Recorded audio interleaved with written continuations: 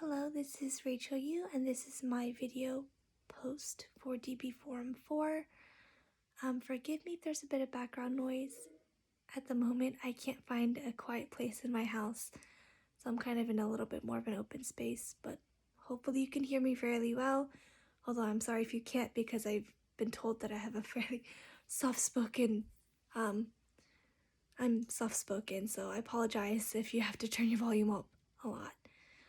And I also apologize if my attention is split. I'll be referring to my computer for notes, but I'm just going to go ahead and get right into it.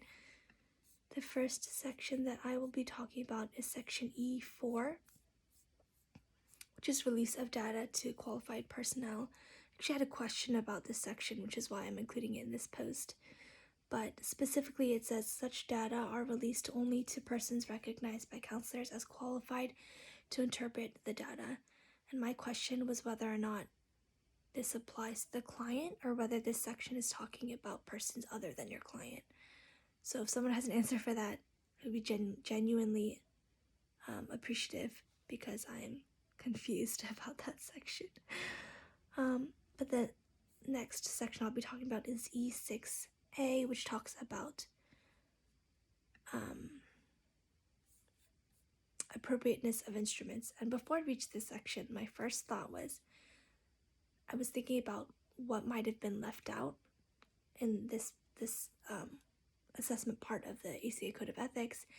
My immediate thought was for reliability and validity, because that has been a huge running theme within our class, of course, and of course in terms of assessment tools, it's a huge part of it, but thankfully they did incorporate that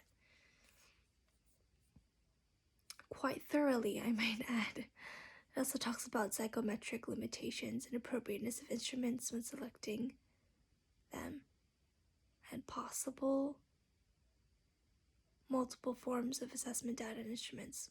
They pretty much covered all their bases. I don't feel like anything has been left out in the ACA Code of Ethics about assessments. But I did note something interesting that I wanted to add. It comes from section E9A. Everybody scroll right to it, which talks about reporting. I just wanted to mention that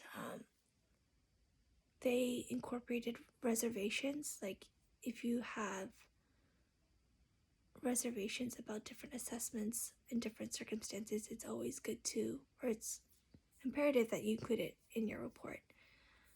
And I felt like that was kind of like taking it with a grain of salt. Like, hey, I felt this was the most appropriate assessment tool, but I just want you to know that there are some issues that come with it as well.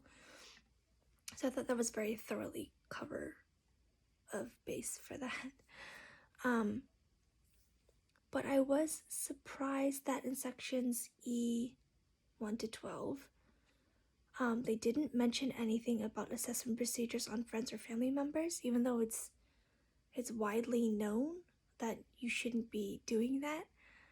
I just found it interesting they didn't explicitly say it, because they did explicitly say it in section E13, which talks about forensic evaluation.